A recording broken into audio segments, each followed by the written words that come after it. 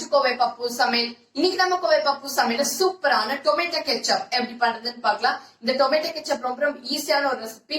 இதை சேர்த்துக்கு நான் இன்னைக்கு 1 கிலோ தக்காளி எடுத்திருக்கேன். நல்லா பழுத்த தக்காளியா எடுத்துக்கோங்க, அப்பதான் நல்லா இருக்கும். இப்ப நம்ம லைட்டா வாஷ் பண்ணிட்டு வந்துடலாம். ஃபர்ஸ்ட்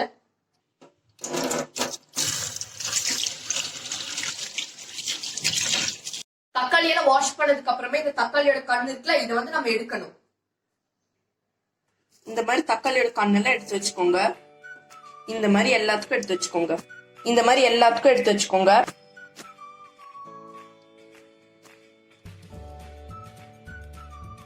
இந்த மாதிரி எல்லாத்துக்கும் எடுத்து வச்சுக்கோங்க. இதை வந்து வெட்டி வச்சுக்கோங்க. இந்த மாதிரி எல்லாத்தையும் வெட்டி வச்சுக்கோங்க. தக்காளி எல்லாம் அழகா வெட்டி வச்சாச்சு. இப்ப இதை ஒரு பேன்ல மாத்தி நம்ம வந்து வேக வைக்கணும். அதுக்கு ஒரு பேன்ல நம்ம வெட்டி வச்சிருக்க எல்லா தக்காளியும் சேர்த்துக்கோங்க. கூடவே ஒரு சின்ன துண்டு வெங்காயம் சேர்த்துக்கோங்க. சேர்த்துட்டு இதை மூடி வச்சிருக்கேன். எந்த விதமான தண்ணி இதை க்ளோஸ் பண்ணி வச்சுக்கோங்க. எந்த விதமான தண்ணியும் சேர்க்க தேவையில்லை. மூடி வச்சுட்டு ஒரு 20 மினிட்ஸ் இதை மிதமான சூட்ல வேக வச்சுக்கோங்க.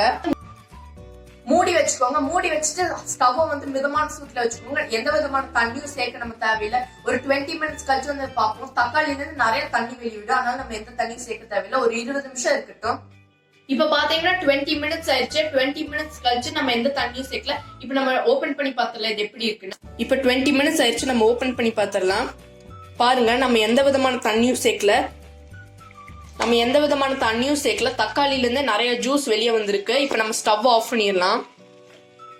இதெல்லாம் இப்ப ரெடி ஆயிடுச்சு. நம்ம எந்த விதமான தண்ணியும் சேர்க்கல. பாருங்க, தக்காளில இருந்து நிறைய ஜூஸ் வெளியே வந்திருக்கு.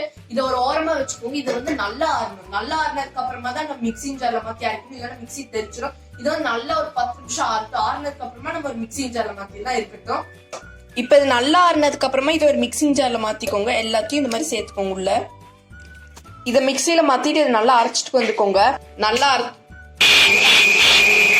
இந்த மாதிரி நல்லா அரைச்சுக்கோங்க. இப்ப இதை லைட்டா ஃபில்டர் பண்ணி வச்சுக்கோங்க. இந்த மாதிரி நல்லா ஃபில்டர் பண்ணிக்கோங்க. இந்த மாதிரி லைட்டா மிக்ஸ் பண்ணிக்கோங்க. அந்த ஜூஸ் மட்டும்தான் நம்மளுக்கு வேணும். பாருங்க, அந்த ஜூஸ் வருது.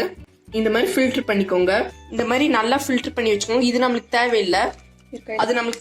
நம்மளுக்கு இந்த ஜூஸ் மட்டும் தான் வேணும். பாருங்க, ஜூஸ் ஃபில்டர் பண்ணியாச்சு. நல்லா ஃபில்டர் பண்ணியாச்சு. இப்ப இது பார்க்க டொமேட்டோ ஜூஸ் மாதிரி இருக்கணும். இந்த மாதிரி நல்லா ஃபில்டர் பண்ணியாச்சு. இப்ப இது பார்க்க தக்காளி ஜூஸ் மாதிரி இருக்குல்ல, டொமேட்டோ ஜூஸ் மாதிரி இருக்குல்ல, இதை வந்து நம்ம வேக வச்சு நல்லா கெட்டியாகணும். அதுக்கு இதை ஒரு பேன்ல மாத்திக்கோங்க. அதுக்கு ஒரு பேன்ல நம்ம வச்சிருக்கிறோம்ல, அந்த ஃபில்டர் பண்ணி வச்சிருக்கோம்ல அந்த டொமேட்டோ ஜூஸ், அதை சேர்த்துருங்க. இப்ப இது சூடானதுக்கு அப்புறமா லைட்டா சூடானதுக்கு அப்புறமா நம்ம இதுல மீதி பொருட்களை சேர்க்கலாம். இதுல வந்து 1/4 கப் வினிகர் சேர்த்துக்கோங்க. 4 டேபிள் ஸ்பூன் வினிகர் சேர்த்தாதான் கடையில வாங்கக்கூடிய டேஸ்ட் வரும். வினிகர் இதுக்குள்ள சேர்த்தலாம். இப்ப இது சூடானதுக்கு அப்புறமா 4 டேபிள் ஸ்பூன் போல வினிகர் சேர்த்து இதை மிக்ஸ் பண்ணி விட்டுக்கோங்க.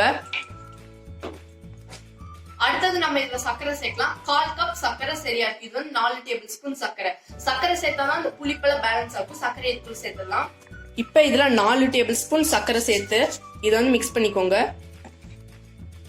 இப்ப இதுல 1 டீஸ்பூன் உப்பு சேர்த்துட்டு மிக்ஸ் பண்ணிக்கோங்க. இப்ப இதுல 1 டீஸ்பூன் மிளகாத்தூள் சேர்த்து மிக்ஸ் பண்ணி விட்டுக்கோங்க. இப்ப இது வந்து கொஞ்சம் தண்ணியா இருக்குல்ல, இந்த தண்ணியெல்லாம் போய் இது வந்து நம்ம வந்து டொமேட்டோ கெச்சப் அந்த நல்ல கெட்டியான பதத்துக்கு வரும். அது வரைக்கும் நம்ம இதை சூடு பண்ணணும். மிதமான சூட்ல வச்சுக்கோங்க. நல்லா இது வந்து கெட்டியாகணும். அந்த சாஸ் மாதிரி வரணும், கடையில வாங்கக்கூடிய மாதிரி வரணும். அந்த வரைக்கும் நம்ம சூடு பண்ணணும். மிதமான சூட்ல வச்சுக்கோங்க. இப்ப பாருங்க, நம்மளோட டொமேட்டோ கெச்சப் ஓரளவு கெட்டியாகி இருக்கு. இது எப்படி கரெக்ட் இதுல இருக்குன்னு பாக்கணும். அதுக்கு ஒரு பிளேட்ல இதை வந்து ஃபர்ஸ்ட் கொஞ்சமா சேர்த்துக்கோங்க. சேர்த்துட்டு இந்த மாதிரி நம்ம பண்ணும்போது பாருங்க, தண்ணியா பாருங்க, நம்ம பிளேட்ல இருக்கும்போது தண்ணியே ஓடல, அப்படியே கெட்டியா நிக்கல. அதுக்கப்புறமா இந்த மாதிரி கோடு போட்டா ஸ்ட்ரைட்டா விழுகணும். தண்ணியா பிரியாம கோடு போட்டா ஸ்ட்ரைட்டா வரணும். டொமேட்டோ கெச்சப் கரெக்ட் பதத்துல இருக்கு. நம்ம தண்ணியா ஓடாம இதோ இந்த மாதிரி நிக்குதுல, கோடு போட்டால் ஸ்ட்ரைட்டா வந்துச்சு. இப்ப டொமேட்டோ கெச்சப் கரெக்ட் பதத்துல இருக்கு. நம்ம ஸ்டவ் ஆஃப் பண்ணிடலாம். நம்ம டொமேட்டோ கெச்சப் வீட்லயே சூப்பரா செஞ்சு முடிச்சுன்னு பாருங்க. ரொம்ப சூப்பரா இருக்கு. பாருங்க, நம்மளோட கெச்சப் ரொம்ப சூப்பரா சுலபமா தயாரிச்சு. நான் இன்னைக்கு வீட்லயே ஃப்ரெஞ்ச் ஃப்ரைஸ் பண்ணேன். ஃப்ரெஞ்ச் ஃப்ரைஸ் நம்ம கோவை பப்பு சமையல் ஏற்கனவே செஞ்சிருக்கோம். அப்படியே நம்ம ஃப்ரெஷ்ஷா பண்ணிருக்கிற கெச்சப்ல டிப் பண்ணிட்டு சாப்பிட்டா சூப்பரா இருக்கும்.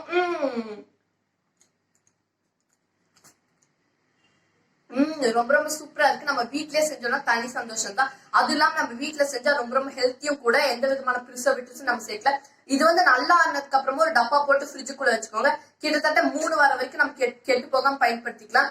நீங்க கண்டிப்பா இந்த கெச்சப்பை வீட்டுல ட்ரை பண்ணி பாருங்க. உங்களுக்கு இந்த வீடியோ பிடிச்சிருந்துச்சுன்னா கோவை பப்பு சமையலுக்கு சப்ஸ்கிரைப் பண்ணுங்க. நம்ம பாரம்பரிய தமிழ் சுவையை உலகம் முழுக்க பரப்புவோம்.